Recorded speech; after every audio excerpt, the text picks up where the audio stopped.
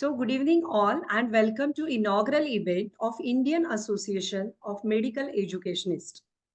I, Dr. Trupti Borulkar, Associate Professor Physiology, Symbiosis Medical College for Women, Pune, Maharashtra. Welcome you all, and I am also Secretary, West Zone Secretary of IAME. Welcome and good evening.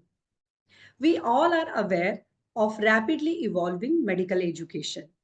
For this transformative change, we need to be adaptive, progressive, patient and student centered, digital literate, and most importantly, interconnected.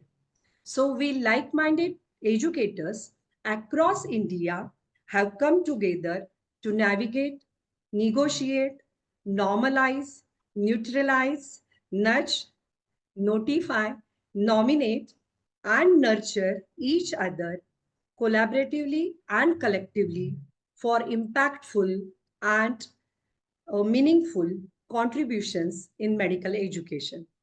We need an orchestra to play a symphony. Dr. Pragnesh Parmar, well-recognized figure in medical education, HOD FMT, AIMS BB Nagar, is our national president. Dr. Kiruba Karan, Senior Professor, Community Medicine, GMC Chennai, is our National General Secretary.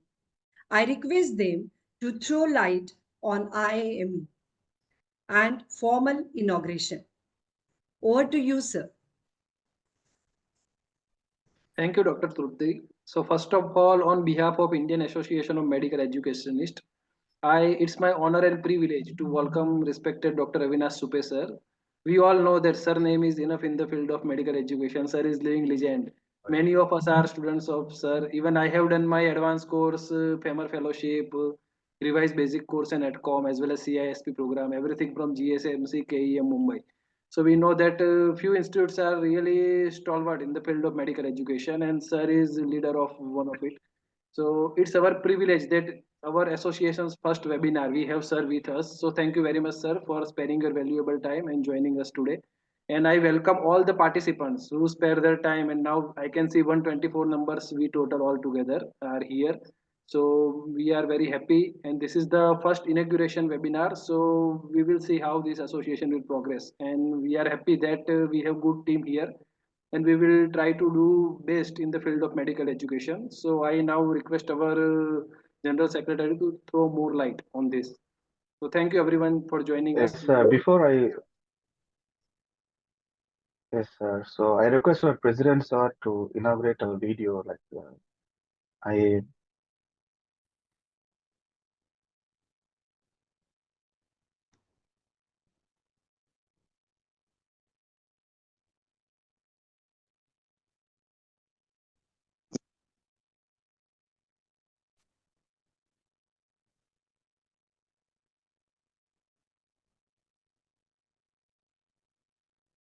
Thank you, Dr. Vijay.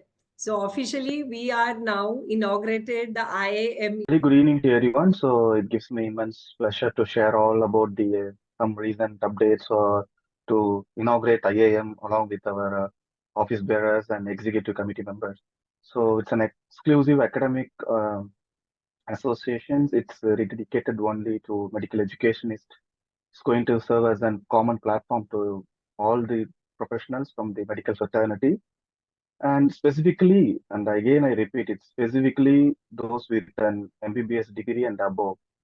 So this has been a decision which has been taken most popular decision, and we took some of our members and everybody's opinion on that. And I'm excited also to convey everyone that our IAM Society Registration Act is in our final stage. So anytime soon we will get our registration number. So by mid-February, we can officially launch our membership drive. So I welcome all the eligible doctors, medical educationists to join our vibrant community. And once the membership drive has been started, we may start an official WhatsApp group for the membership holders. We will still continue the existing WhatsApp group, or we may start Telegram group for our colleagues and friends who are not officially part of us, even though.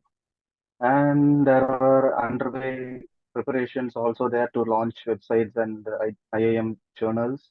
And there is also in future plans for just like any other associations. We are also in a plan to conduct conferences and series of webinars and sometimes paid workshops also for continuous professional development. And so please join us, support us, strengthen IAM, and this 2024 is going to be very busy for us too because we are on constructional phase. So thank you all. Over to Trupti, ma'am.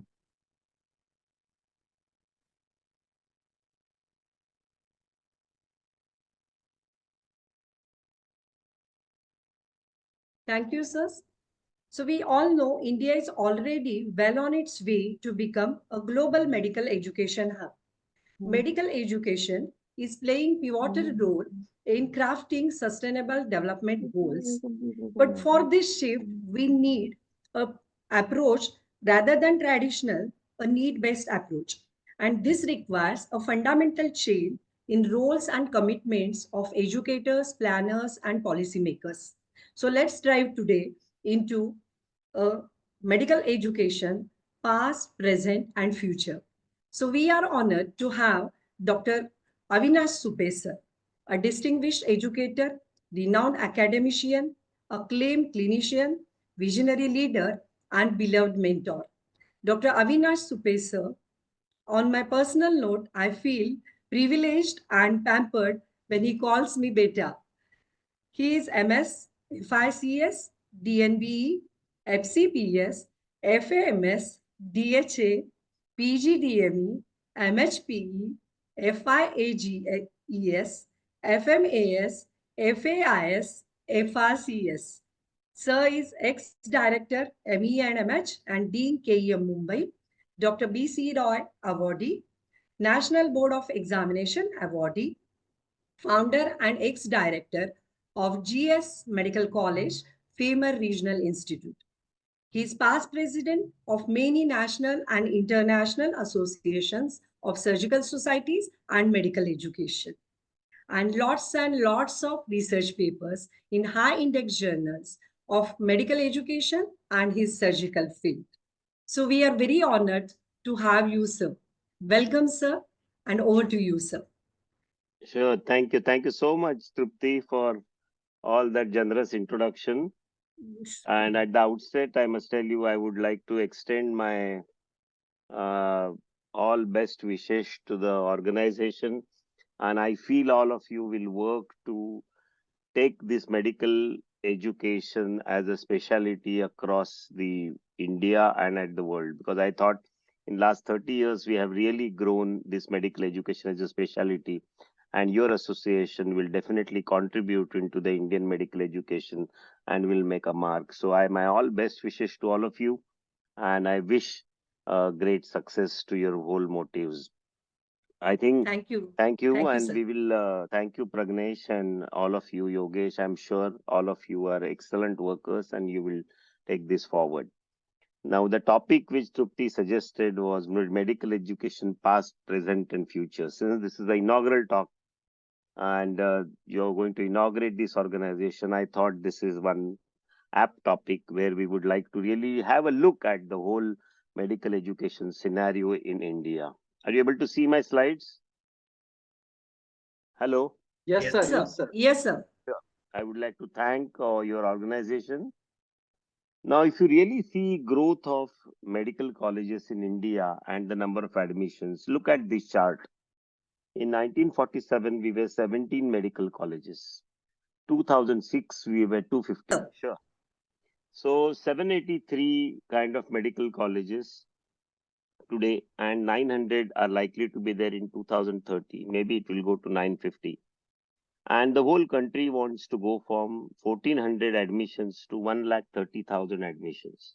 It's a huge number of growth of medical colleges and the medical admissions we are looking into. Now, if you really look, there has been many new areas where you find the medical colleges are increasing, especially areas like UP has really become now number 2 in 24-25, where it was very low. And many other areas are now Telangana and Andhra Pradesh together also are very high number. They are probably the first one areas, and the others which were leaders are now trailing back. So there has been a complete change into the whole scenario of medical education, which all we should see. Now, if you go back to the history of medical education of Charak and Shushruta, at that time it was wonderful education with their own doctrines treating and teaching indigenous system. And it was one-to-one kind of an education, individualized system of teaching. And it was Guru Shishya Parampara. And it was only the knowledge of wisdom, a knowledge, wisdom, and experience was given from one person to another person. It was a very close system. And I'm sure that time to become a doctor was a long process. And if you really see Sushruta, the wonderful writings of Sushruta, if you really see, he had wonderful training of 6 to 10 years with skills training. He had own his skill lab, devising instruments, and he had a visual hand skills and judgment. And he was a genius of surgical education, no doubt about it. Now, modern medicine of medical education, especially when the Britishers came, they realized that they don't never wanted to believe or depend on to the Indian health system. So when their soldiers started coming, when their people started coming, they decided the need for medical institutions. So somewhere in 1700, they developed various hospitals, Presidency Hospital in Calcutta, where some of the hospitals where they started first. But when they really started, 1835 was the first Calcutta Medical College, and that was the time when it started. Simultaneously, Madras Medical College, which is very old, also started at the same time. Then Grant Medical College started in. So in 1840, Goa Medical College was started. You know, these are the four colleges which started at different corners of the India, and they began with medical colleges. It's very interesting to read these histories. Many times they were started by the Britishers. Sometimes they were started to antagonize Britishers, especially college like ours, St. J.S. Medical College. We started in 1925. It was started for Indians, and British brought modern medicine to treat their army officials. And over years, they permitted Indians to be treated. And the first woman who was joined was colonial influence in 1875. But that was a British woman. And Dr. Anandi Joshi was the one who did first Indian who got medical education in 1886 at Pennsylvania. Actually, you should read our paper of evolution of medical education in India, the impact of colonialization. So we have a tremendous influence of British education in our country. So if you really look at reforms of medical education started coming, the first came in 1946 Bhor Committee, and that was where they started that India needed basic doctor. Now it's very interesting to see all these reforms came. They had a colonial influence and they also had the economic conditions of India at that particular time. So in 1947, when we got the independence, at that time we were really interested in giving a health which was in a very bad shape. So we wanted a basic doctor. Then came various committees, Srivastav committee. Then we said Rome, reorientation of medical education, 1975, where we have emphasis on community medicine. Then came Bajaj committee. Then came, this was an interesting concept in 1992-97. I think we started, like my generation, started interested in this, which was called as the inquiry-driven approach. That means people went to the faculty, people went to the graduates, people went into the health data, and then they tried to say what was needed, and they develop a consortium of medical education, and that's the way they brought 1997. And that was a curriculum where they first tried to put various new elements, but they never got implemented because the curriculum was there, but the elements need to be implemented through a faculty development program. So when 2015 came, I think that was the time when I was member of this Vision 2015 committee. And that was the time when MCI really developed this 2010. And then came ATCOM and 2018. And then CBME came in 2019. Then there was a revision in 2023. And currently we are with 2024 revision. So if you really see what are the health challenges of India, if you really see health challenges, We have still have a lot of non-communicable diseases are coming up. Diabetes, hypertension, stress. Communicable diseases like TB, dengue are still there. We have nutritional disorders. We have population problem. We have still inadequate finances by the government. We have a lot of migrations and lack of still safe water and waste management. Secondly, the medical education today should be aligned with the health needs, but currently our education is not aligned with the health needs. Graduates are not capable to treat simple diseases.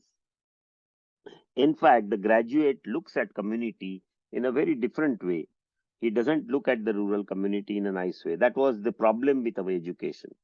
So there is a tremendous need was there to align the medical education system to needs of the health systems. And therefore, if you really look at the strategic framework of strengthening the undergraduate medical education, so many people were involved, from Ministry of Labor to Medical Council, NMC, professional associations. And we need to align these health challenges to the current system to make our graduates more competent. Now, all this strategic framework, which was worked out by WHO, people realized that there was a spices model. There was a need for continuous change from student center to teacher center. And many of you really know this spices model. So we wanted to make students towards student centered, problem based, community based electives. But this was never brought in 97 model. So if you really see, context was more important. And that's what people really did. And over a period of time, then Vision 2015 came to provide quality of healthcare to all Indians by promoting excellence. I don't know how many of you really gone through this Vision 2015, but basically it talked about changing society. There's an enlarged knowledge base in last 20 years because of the Google, newer technology in therapy, skilled in addition. I know how we have changed our whole treatment policies. Number of students have increased and blackboard to smartboard with the generation change. And now with this, we needed now doctors today advise more on investigations. People were not skilled. We call it them as hyposkilia. And people had poor communication skills, resulting into doctors being hit. And there was a lack of role models. So there were issues with all the three domains. Secondly, there was not much of emphasis on attitude, communication, and ethics. And the importance of subjects like psychology, humanism, economics, professionalism were very poor in our medical education in 2010. Second major issue we had about was whether we are globally integrated curriculum or whether we want our own curriculum. See, whether if you look at Bohr and other kind of curricular reform, they were restricted to our country. But in 1994, when our country became globally recognized, and now that we are becoming a bigger power, we needed a curriculum which will create doctors not only for India but for the world. So we need to globally align our curriculum and make it attitude, communication, ethics, which are more important there in these areas also. And also WFME recognition by 2024. So there was a need for paradigm change into the whole curriculum. And that gave from rote memory to clinical reasoning and problem solving, because previously we don't want knowledge, now we want people to take decisions. We wanted more skills people, so simulations, practice, new models of complex operations. And of course, we needed people for hidden curriculum to make more communication skills. So that brought CBME curriculum, the whole concepts and challenges. Now, if you know, I'm sure many of you have really seen this. Indian medical graduate was a clinician, leader, communicator, lifelong learner, and professional. And the whole concept was divided into these, where we developed this foundation course, early clinical exposure, integration, and skills training. Now, why did you think we emphasize these aspects? There were so many other aspects which could have been emphasized, but these were doable. These were something which was needed. And I think this was something which we could really transform people, because it's a question of 783 medical colleges, 130 students, 1 lakh 8,000 students today. And if you really see, there are more than 1 lakh teachers. Now, if want curriculum to be translated, you really need something which can be translated. So when you talk about an outcome-based education or competency-based education, what we need to really focus is doing the right thing. That means what doctor is able to do. So we need to develop technical competencies, means clinical skills, patient management, practical procedures, good communication. He should be able to health promotion and information handling. Information handling has become one of the biggest problem today. We have been thrown with a lot of information and we should be able to handle it. Our students should really be able to do that. Secondly, doing the thing right. There are so many ways a doctor can approach a practice. So he should have a scientific understanding. He should have attitude and ethics. He should be able to do proper decision making, and he should be able to work with a team, because we are now going to face complex problems. And the third is the right person doing it as a doctor, as a professional. That means you need to also develop a personal development of a doctor. So when we talked about the competency based education, we needed these three aspects: the doing the right thing, doing the thing right, and the right person doing it.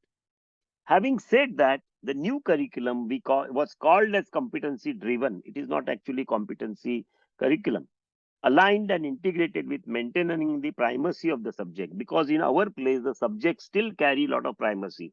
If I want a physiologist to say that you give up your physiology and go into problem based, this is not acceptable in our country. Focus on outcomes, what he really learns, shared responsibility and self-directed learning, and a patient and learner centered. So all competencies were developed, and I'm sure all of you know the objectives to competencies and competencies to role and role to goal. It's going to completely change. And what another thing which our curriculum really is doing at this stage is merging those competencies over years. That means from fact gathering to performance, people would do it from biochemistry to pathology to medicine. They would continue to gather the facts and then convert it into a competency. So during the course of 4.5 years, they would do ascendancy of competency. So what were the positives about this curriculum? What was good about this curriculum? First thing, it was from the top. GMR came, so people have to accept it. It was emphasis on skills and attitude. From knowledge, we shifted to skills and attitude. There's a higher level of learning, less didactic teaching. People were studied with PowerPoints, they have to go back to the small group. Outcomes are more important than what we teach. Then early clinical relevance. We expanded the clinical period from 3 years to almost 4.5 years. And certifiable competencies. Secondly, competencies are now at least well defined. I'm sure they can be refined, they can be adjusted, they can be reduced to EPAs, but now at least the concept has gone into the minds of people that we need to have competencies. Structure fitted into the subject system, competencies and sub-competency frameworks, better clinical context. And I don't know if the next comes, it should bring problem-solving problems, something like that. And that could be have case-based questions. Secondly, this framework of competencies gives you definition of acceptable level of performance, vertical and horizontal integration, and they have 48 certifiable competencies. Now, simultaneously during this period, the Europe was working on EPAs and US was working on what is called as the milestones. All these three things, our competency-based curriculum, European EPAs and milestones had evolved together over 10 years. And it was interesting to see how the 3 or 4 processes think simultaneously. Everybody wanted to really look at a definable competencies, whether somebody calls EPA, which were very compact, milestones were very elaborate, and ours were more of objectancies because of the subject-based curriculum. Now, it's very interesting to when you visualize all the three, they have a lot of mixing together and a lot of similarity. Another thing which was very common is people use integration, which was middle level integration. We never use the low level horizontal, but we never use the higher level of integration, because we know in our hospitals and our colleges, departments don't go for a higher level of alignment and integration. They will fight because it is my subject versus your subject. Therefore, these 4 are easily acceptable at all colleges. Then secondly, most important emphasis was on skill labs. Now, skill labs was very essential. The number of students have increased to 250 in many colleges. The patients have become very cautious. Today, a lady with a bridge doesn't allow your child to, her child to be examined by 20 students. Nobody wants to be done PR by 20 students, PV or PR. So in this situation, how does a student learn to give injections? And therefore, a skill lab is absolutely necessary. And that was the need of the hour. Secondly, most important thing was AdCom. Now, AdCom is a concept. AdCom is not a full solution. It only is a set of cases where teachers have to give this emphasis on communication skills, attitude, and ethics. You have to really put this into the minds of the students so that they start thinking and reflecting, and automatically these kind of behaviors and attitudes will get inculcated in them to some extent. And that is where you feel these are very important to really introduce. So overall, 97 curriculum had outlined basic fundamentals of curriculum. 2019 curriculum achieve in practice the principles that were emphasized in 97 curriculum. So that was the basic difference. Now, this was modified slightly, and I'm sure we'll talk about it. So the concerns were this is not a pure competency curriculum, customized to Indian situation, understanding of all faculty, and need for IT and other infrastructure. And assessment must align with competency. So the basic initially problem was universities and colleges had a major role, but it was a little delayed kind of a response from them. So a lot of booklets were created. I'm sure I was the part of creating many of these booklets. So we tried to help the whole country by trying to give guidelines through these booklets. There was an MCI network and an MC network of the faculty development, a unique faculty development, 32 centers, 12 nodal centers, more than 98,000 faculty trained, 25,000 people done ACME. I'm sure there are more now, and more than many people, 2,000 somewhere people on FAMER across the world, and out of that 800 are in India. There was a framework for implementation. This was something which was very interesting. Curricular committee had a major role, and you will find that the role distribution was done. Still think that it is still not very clear in many colleges what is the role of MA, medical education unit, and curricular committee. But I think they have to work together for development of these aspects and implement them. Implementation is mainly curricular committee. Medical education committee is usually a development kind of an issue. Now, CBME 23 and 24 added two more things. One was as a critical thinker and researcher to these roles. Now, these were partly involved into the 5 roles, but these were specifically mentioned because the committee that time thought critical thinking is extremely important and researcher is also an important goal. Now, what is way ahead in medical education? We should all really think about this in a very much detail. The number of medical colleges are growing. I'm sure they'll grow more. And I feel 950 will be the reach in 2030. You still feel there is a southern kind of an influence on the medical education in India. There are 433 kind of colleges in 8 states in the south below this line out of the 783. We have currently 1,08,000 graduates, will be 170. That's what they think. I don't know whether it is 130 or 170. We don't know the number actually. 70,000 PG seats to 120 PG seats. And clinical, private, public reservations. Okay. And, oh, sure, turn off. I'll just turn it off, okay? I don't know, somebody is requesting. Super specialties, 10,000 in 2030. And fellowships and diploma, this is all approximate. So, some concerns. Community training is mainly theoretical in most institutions. Now, family adoption program and residency, the changes they have made, these are good experiments.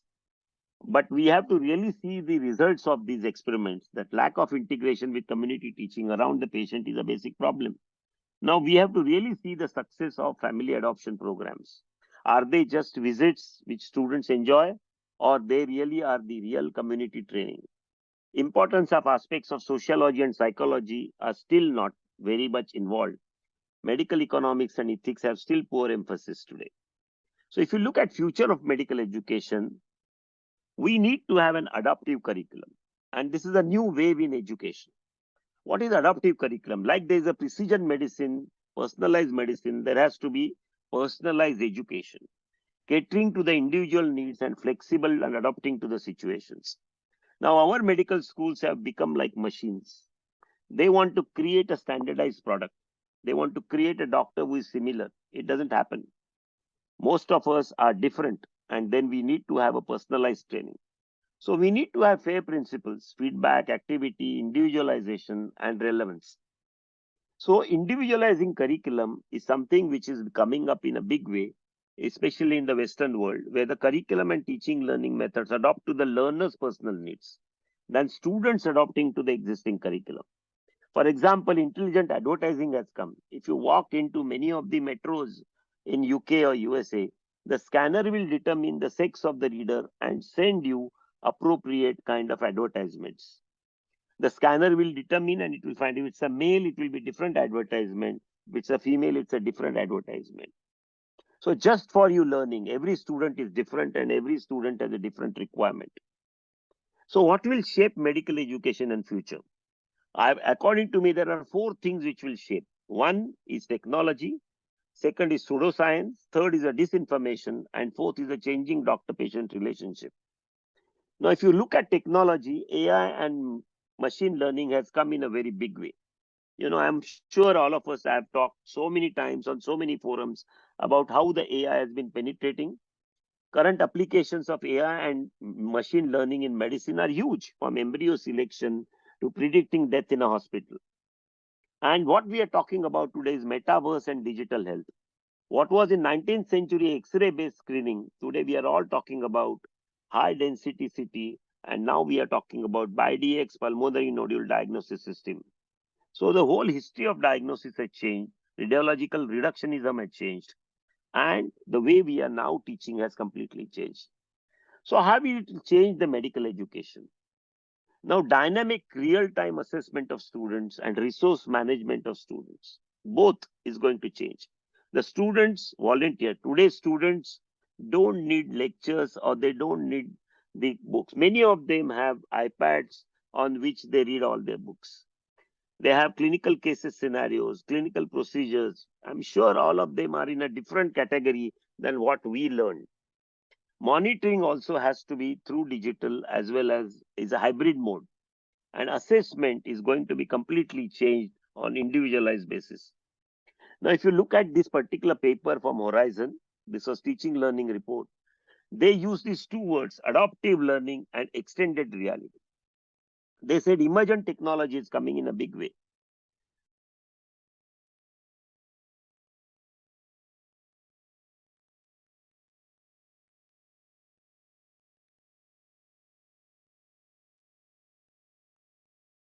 So the kind of feedback these patients gave and the kind of tele-radiology, tele-education is coming up in a very big way.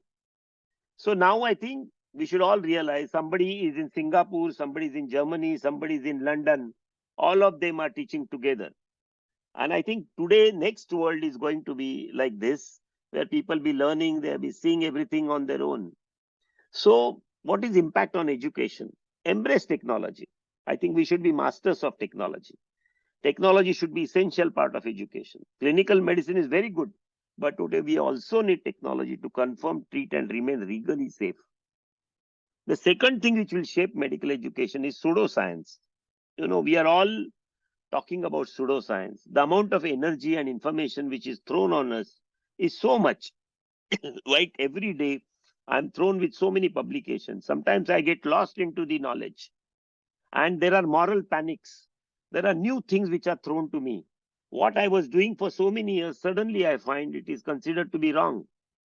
Now I get confused at times. Was that I doing wrong now or I was going to do it wrong afterwards? So what they do, they skew the science, shift the hypothesis, block and ban, use eminence as a shield, attack and create a conspiracy. All of us saw these examples during cancer and COVID. There are aromatherapy to magnetic fields and tocilizumab to HCQ. We know all how they pushed us and we all were victims of this. How cosmetic companies get away with pseudoscience. Pseudoscience in dermatology, anti-aging creams. People spend crores of rupees on just using these creams. So what we need to teach our students is critical evaluation of scientific and non-scientific literature. Don't believe on WhatsApp messages and ask questions. You are here to answer, but not answer, but to question all answers. The third thing which will shape medical education is disinformation. Many times you find the drugs companies give you misinformation, which is a honest mistake, but they give you deliberately lie mislead. You know, the classic example is 50 years ago, sugar industry quietly paid scientists to point blame at fat. And the whole medicines were directed at that particular fat. Cholesterol, anti-cholesterol medicines is used in billions and trillions of rupees. And now they say eat butter. This is a Time magazine. And now they say it is all sugar, which is bad. So has the concept changed? I think both have remained into the practice for years. So disinformation in COVID, diathermy, smoke spreads virus, no evidence.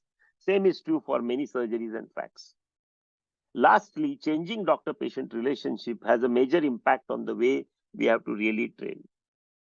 Many years ago, it was a paternalistic approach. Today, people believe in diagnostics, data, processes, and algorithms.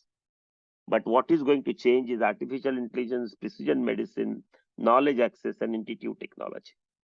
The future, we have to train our students from paternalism to autonomy, availability of medical information, increments projected as leaps, and societal perception of physicians. We need to prepare our students to fight this changing doctor-patient relationship. We need to make them cautious that you are not going to be now going to an area where you will be sued. There'll be people will not believe you, and you have to think about industry relationship. So what should a student do? Student should upskill himself. He should learn, identify and self-aware. He should emotional development, solving problems, intimacy, living in balance, and social skills. So he has to change the way he does clinical skills. Cognitive decision making, sciences, he has to learn. This is one area where I find our students, we don't teach them. Understand information technology, literature, ABM, understanding differences between hard endpoints, upskill in computer technology, which is slowly now the new generation comes and speaks. Relearn the communication with knowledge, skills, attitude, values, and responsiveness and communication. Sometimes I feel, are we losing values, responsiveness, and communication? I think this is where we need to give more emphasis. So we need to change our digital teaching into blended learning or hybrid learning. Distance learning is picking up. E-learning is picking up. Flipped classrooms, online learning. Though it began with the COVID, now these are become norms. Look at artificial intelligence in PubMed. 2,63,451 results. Huge number of researchers coming up. We have types of simulations, predictive simulation, interactive simulation, behavioral simulation, and immersive simulation. And all of these have tremendous impact onto the education. Interactive simulation allows real-time interaction with users. Now, I'm sure everybody has these cardiac pulmonary receptor simulators. Now, I'm sure surgical robots have come in a big way for teaching surgeons, and AI and simulation for obstetrics.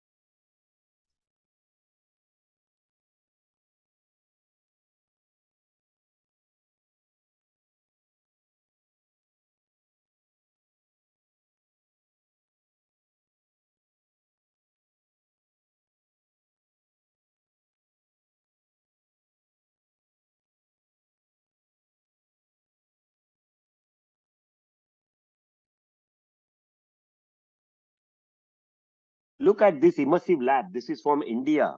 This is from GSL Medical College. And there's a whole room. Student can look at the heart.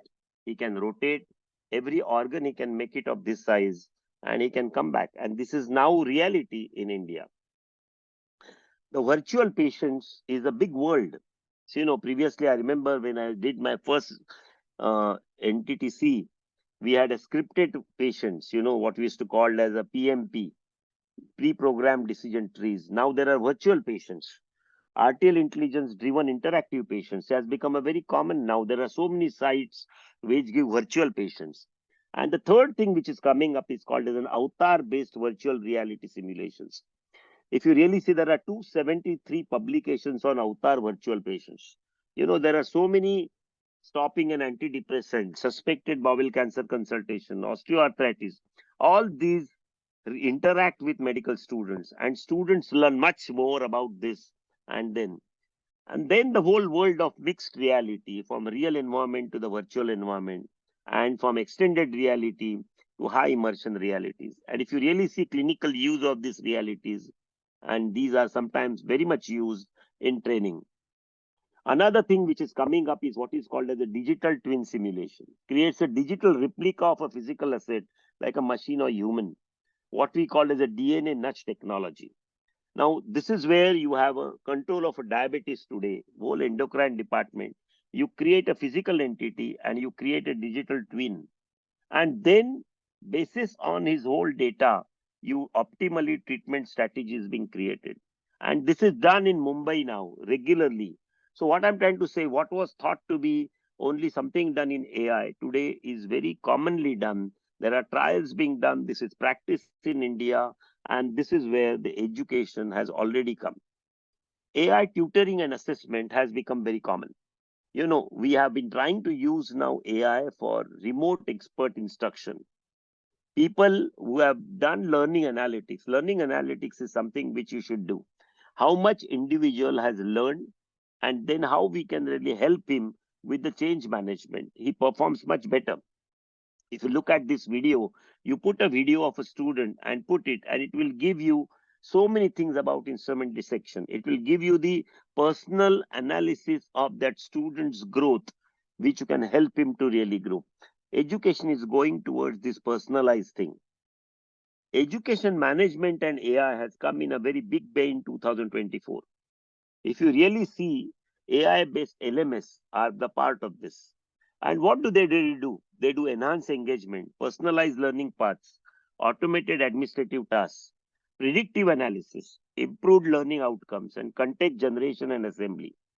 And you will find they now give personalized learning paths. These are not very difficult. Most of the many private schools and the schools have already started using it. Medical education has to adopt this.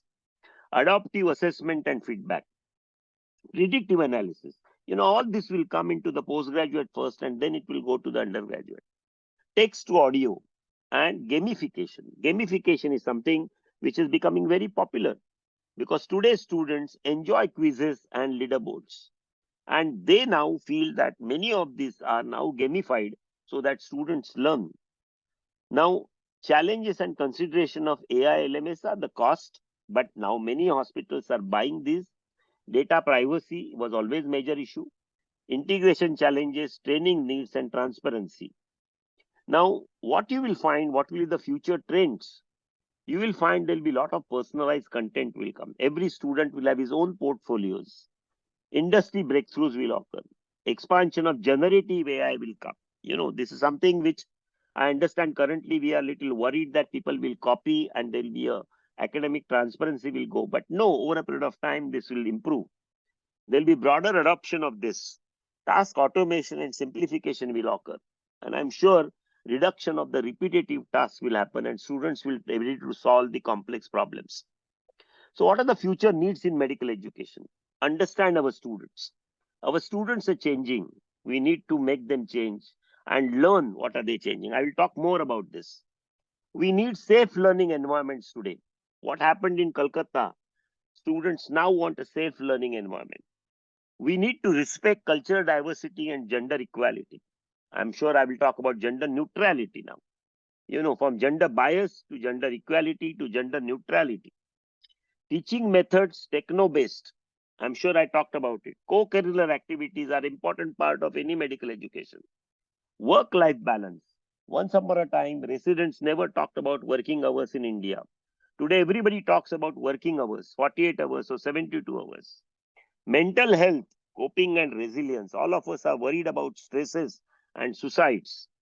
Mentorships have become more powerful now. And most important, if you really look last 2 years, mindfulness in medicine has come up in a big way. People need to think, invest into spirituality and all this. Now, why I said, because look at this particular chart. The kind of student we are seeing is totally changed. Maybe I am a baby boomer. I am in that age where early information technology adopters, we were a television man and a telephone man. The generation X, which are now your teachers, they are digital immigrants, personal computer and email and text. But the generation X, which are our students, are digital natives, smartphone, tablet, text and social media. While generation Z, which is going to come after few, now first MBBS students are entirely dependent on technology. They are smart Apple phones. They see their phone every 7 minutes. And these are the regulations. So if you really look at this, their differences and the way they learn and what is its impact on education generation and education divides, we have to really think in a big way. So if you really look at students, millennials and generation Z, learning style is collaborative learning in millennials, while generation Z is an independent learner with his own pace and explore the topics in depth. Learning environment are digital natives, while Generation Z needs tech-rich environment, digital textbooks, videos, and gamification.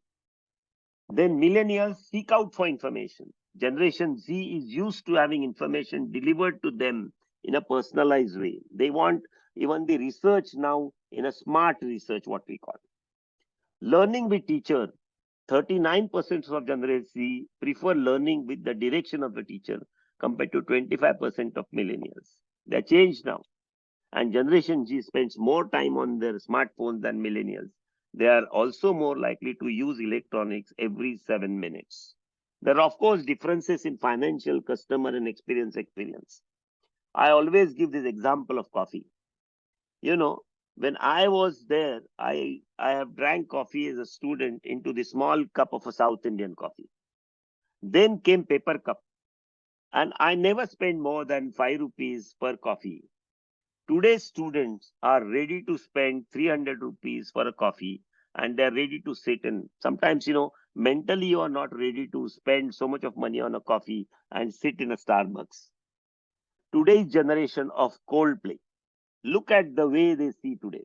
1.34 lakhs people dancing, and this is our generation.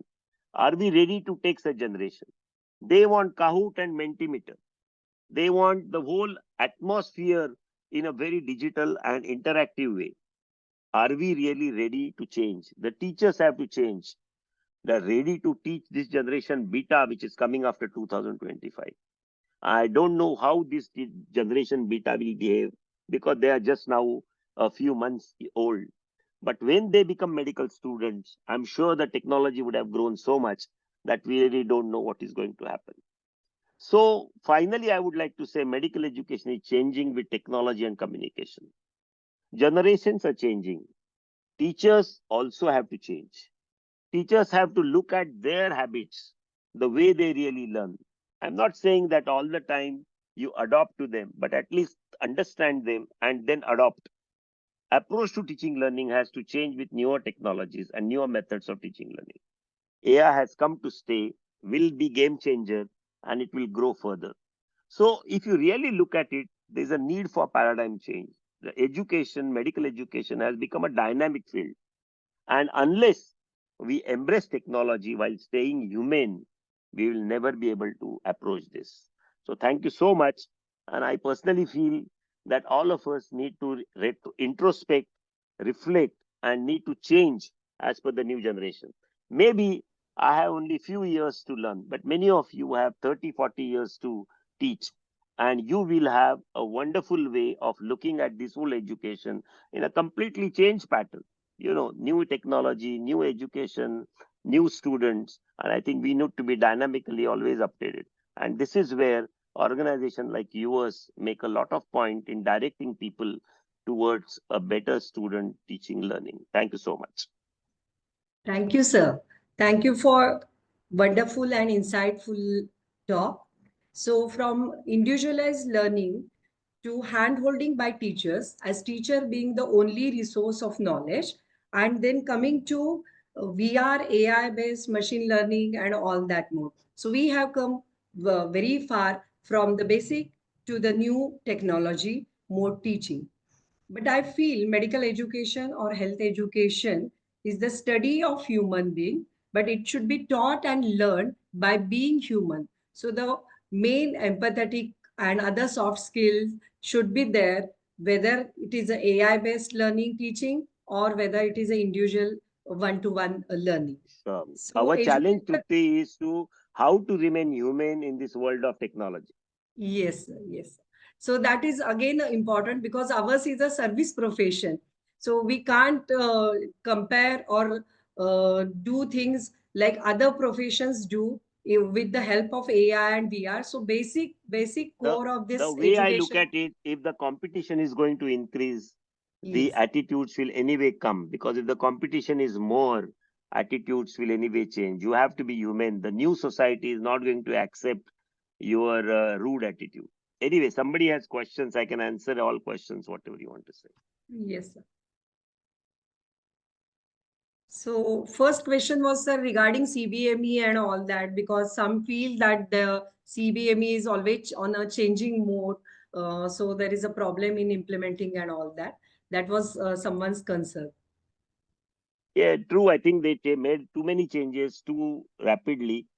I think you should allow a curriculum to settle down for minimum 5 to 7 years before you make a change.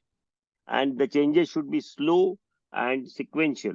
Then only people adopt it. See, by the time the whole 1 lakh 8,000 students and 5 lakh students and about 1.5 lakh teachers adopt it, already 5 years are gone. COVID took us 2 or 3 years.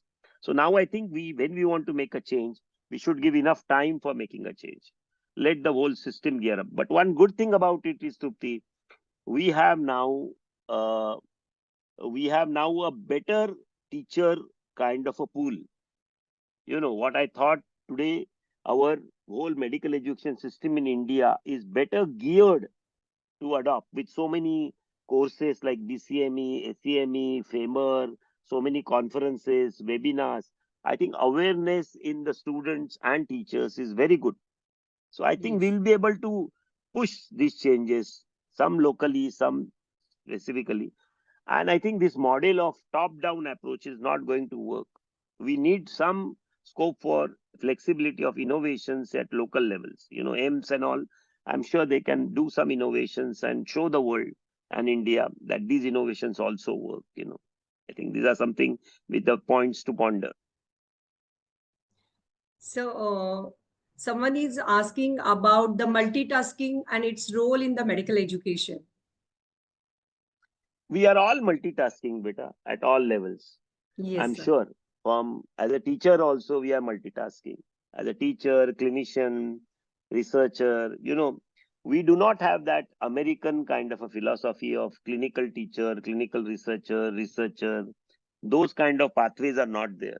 We have a policy of having one teacher who is a master of all. I mean, jack of all trades, but master of none, maybe you call it. But some of them are good clinicians, some of them are good educationists, some of them are good researchers. But if you're trying to make a balance today, I think we are going to have multitasking. My worry is at times people throw too much of administrative work on teachers, which is also part of our life.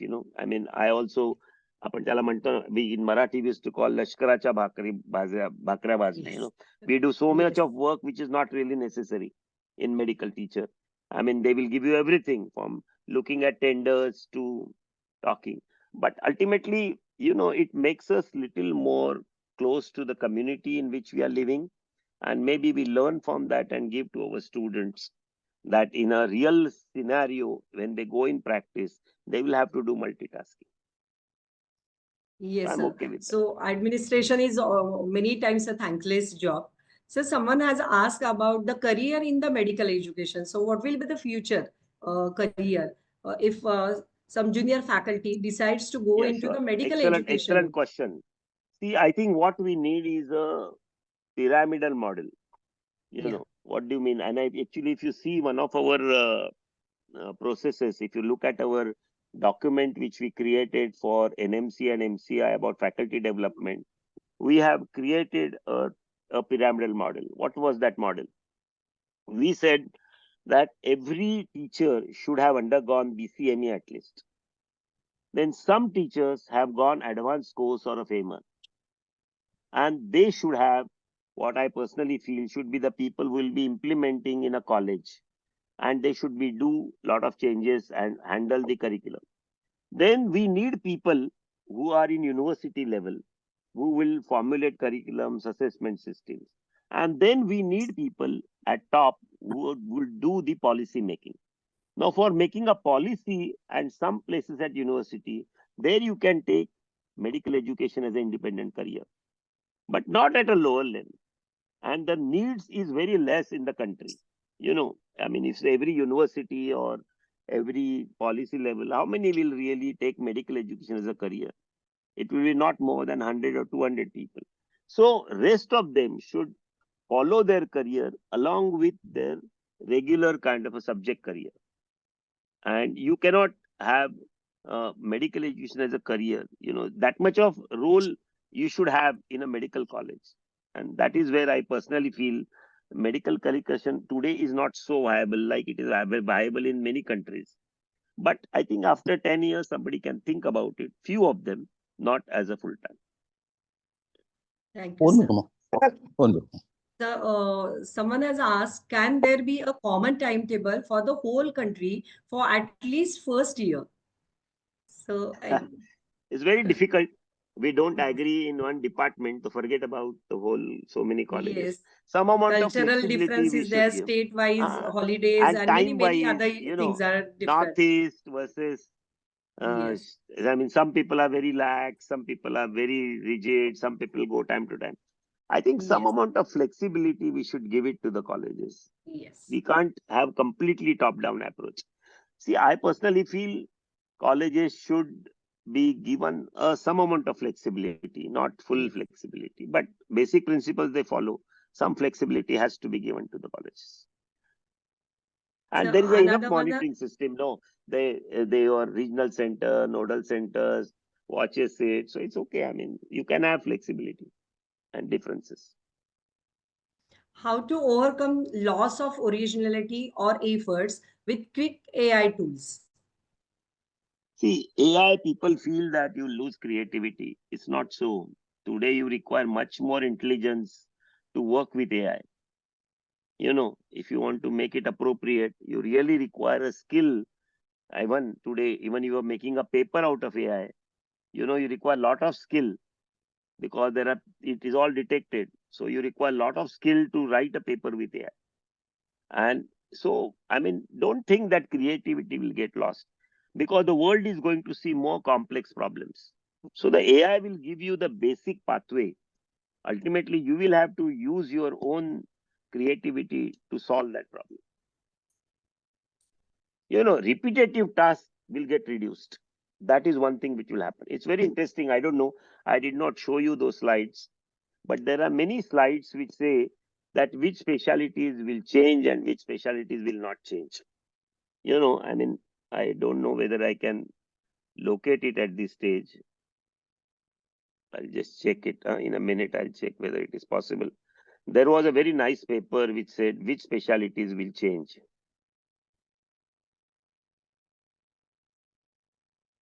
So are you able to someone see has this? No, no, sir. So you're she not has able to see. Anyway, just sure. Doesn't matter. yes. It's okay.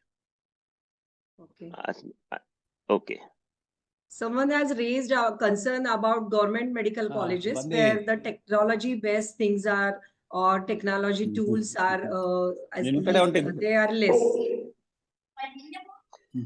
I understand government hospitals usually lack technology compared to the private. Many times the private hospitals and colleges have much better Doctor technology. Dr. Satyanand, sir, please Okay. mute yourself. So Yeah, thank you. I am the one of the government hospital product, and you know how we have suffered to get a technology. But you know, government hospitals over a period of time do get technology. I'm sure AIMS have a wonderful technology today, beautiful halls. Were not so blessed, but we still struggled and got all the kind of technology. But I think what we need to see is we have lot of capability, and we have lot of opportunities to grow. So most of the time, either through donations or consensus or something, we have been able to get technologies in our hospitals. So I think that's okay. There is a lacuna. Many hospitals, if you totally depend on government, you will not be able to really grow. But then you use your own offices, make it more, and I'm sure there are enough people who help you to get into technology. Basic technology, the low cost technology is not very difficult to get. Yes. So there are some difficulties and some issues are there. Someone has asked like BCME, ACME courses, they are not, everybody is not able to do it at a right time. Maybe there is a long waiting list and all that. So the nodal Yes. centers and medical education units are Currently, I am less. not in the committee, so I may not be able to good to comment on this. But I understand there are some issues people are trying to do. See, overall, this has become now a huge thing with the number of colleges increasing. The BC, all the they, I remember last year I had gone to many centers to open new centers and all. You know, we opened now. We made 32 centers at that time. I have trained so many people, but to run a center additionally load is not so easy for these teachers also. You do 4 BCMEs, ACME, full-time courses. No, these are all quite intensive courses. To do an ACME, even the teacher as well as the student has to put in a lot of effort. So, I mean, the growth does not occur slowly. I think what you can really do, and that's what I was told to AHP also. I think we all should really start career or the skill development courses in a short way. You know, if somebody wants to learn a particular kind of a skill, but then people want BCME for their promotions. Now, for there, you have to go through that proper channel. That I cannot Yes. stop you. But if somebody wants to just learn the skill, I mean, all associations can really help. So the self motivation is the key. So teachers should be in a lifelong learner mode and self motivated. That is the See, the basic I personally feel when I take a class, at the end of the class, the student should get satisfied, and I also should feel that I have done a justice. If I have not done a justice at the end of the class, then I feel I am not doing well. And for which to remain updated, I have to be updated, I have to read more, and I have to go with this. And I think that spirit of a student teacher keeps you going. And I think sometimes, you know, once people realize that my aim is to see that I become a really impactful teacher, that's what you said in the beginning. That means then we have to really deliver. If you want to deliver, then I must be updated. yes, sir. Yes, sir. Thank you, sir. Thank you. So now I want to call Dr. Ghulam Mohammad Bhatt, sir, our Vice President. He is a HOD and FEMER Fellow, HOD Anatomy in the GMC Srinagar. Over to you, sir. Thank you. Good evening to everyone. I am Dr. Gulab Mohan Bhatt, here as a National Vice President of the Indian Association of Medical and Educationists. It is my pleasure to extend a heartfelt thanks to all of you for your presence today for this inaugural session of the Indian Association of Medical Educationists. On behalf of the association, I would like to express our heartfelt gratitude to Professor Avinash Supe sir for joining us for the inaugural session and sharing your valuable insights and inspiring speech on medical education past, present, and future. You have really taken us from the tour of from the ancient times to the early 90s, and the need for the change of curriculum took place, and you were the main contributor to the change of the curriculum, which finally led to in 2018 to this competency-based medical education. And your contribution to medical education in India are enormous, being the founder of director of GSMC FEMER, previous president of the Academia Health Professions of Education of India and an expert source for the various committees of the NMC, especially your contribution in unveiling the curriculum implementation support program on the event of the CBME implementation. Sir, your contribution to today's event has greatly enriched our understanding and perspective of medical education in India, and you have really collaborated the previous education with the present and how to go ahead with the medical education for the country. You have really improved about the how we have to go for adaptive medicine individual curriculum, and we have to accommodate artificial intelligence and the machine learning for the future students. And you have also discussed various future needs of the medical education in the country and how artificial intelligence, simulation, surgical robots, virtual patients, and digital twin technology can be accommodated in the medical education. Artificial intelligence powered LMS systems and how the today's teachers will be able to teach the next teachers students. Sir, I hope everyone will have be committed to the cause of the propagation of medical education in India. Sir, your contribution to today's event has greatly enriched our understanding and perspective on medical education in India. We hope to have your pleasure of your company again in future, sir. Our gratitude also goes to the organizing committee of the program, especially to our national president, Dr. Parine B. Paramar, national general secretary, Dr. Kurubakaran, and Dr. Vijay Kirekayan, and Dr. Trupti Borulkar for organizing this event successfully. I hope everyone will have committed to the cause. And once again, thank you all for your support and participation. Thank you all. Thank you, Dr. Parmar sir, Dr. Vijay sir, Dr. Kirubakar sir, Dr. Neelam ma'am. So everyone present here. So see you soon in another webinar or physical mode conference, anything related with medical education. And